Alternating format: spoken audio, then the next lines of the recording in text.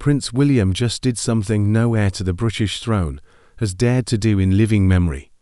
He told the Prime Minister of the United Kingdom no, not delayed, not redirected, not softened, a direct refusal that instantly triggered a constitutional firestorm. What happened behind the scenes over the next 72 hours will go down as one of the most traumatic political miscalculations in decades. It started when Keir Starmer demanded an urgent audience with William, insisting the future king publicly support Labour's controversial housing reform bill. The demand wasn't simply bold. It came with a barely veiled threat, warning the monarchy to show its relevance or face political consequences.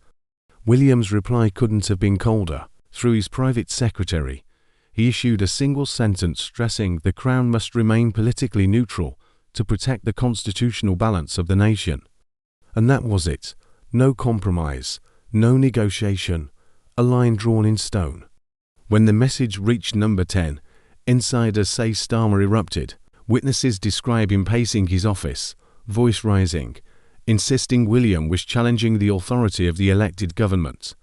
One minister claims he shouted that the monarchy exists only with Parliament's permission. Hours later, Downing Street leaked the confrontation to the media, hoping public pressure would force the palace to bend. Instead, the opposite happened. The streets filled with protests. Social media exploded with millions defending William. And for the first time in years, the royal family looked more united and confident than the government itself. The real turning point came when King Charles delivered an icy rebuke at a Privy Council meeting. He stated calmly that his son had acted with perfect constitutional correctness, and reminded ministers that the Crown stays above politics precisely because it must serve all Britons, not temporary governments seeking leverage. The message stunned the room. Investors panicked, markets dipped. Inside Labour, ministers began openly questioning Starmer's judgment, and in one of the most shocking leaks of the week, senior civil servants confirmed the existence of a secret government plan called Operation Modern Monarch. According to those who saw it, the plan would have reshaped the monarchy's authority, giving the government new oversight over royal decisions and statements. Even more shocking, the document was drafted months before this crisis began, suggesting Starmer wasn't reacting emotionally, but pursuing a long-planned confrontation. As this played out, Nigel Farage and Reform UK seized the moment.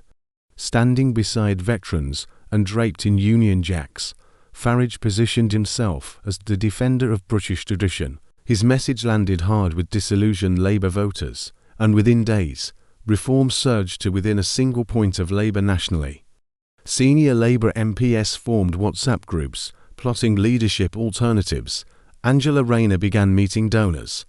Cabinet members privately warned Starmer he was destroying the party's credibility, and yet Starmer doubled down. Meanwhile, stories surfaced of homeless veterans sleeping on city streets while Parliament approved luxury renovations.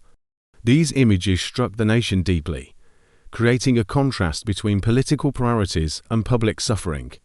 Viral clips of veterans saying they felt abandoned fueled the fury. For millions watching, this wasn't just a dispute between a prime minister and a prince. It became a symbol of a government that seemed disconnected from its people. Tonight, Britain feels like it's standing on a knife's edge. Protests continue to grow. Polls show collapsing faith in the government. Constitutional experts warn that the relationship between Parliament and the Crown hasn't been this fragile since the 1930s. Monday's vote in Parliament may determine whether Starmer remains Prime Minister. King Charles is preparing a carefully worded national message expected to emphasise stability and constitutional duty, and behind closed doors, senior advisers from both sides are preparing for outcomes that could reshape the monarchy, the government, or both. This crisis is not over. In fact, the most decisive moment is still ahead. What happens next will define the future of Britain's political system, the strength of the monarchy, and the fate of the man currently leading the country.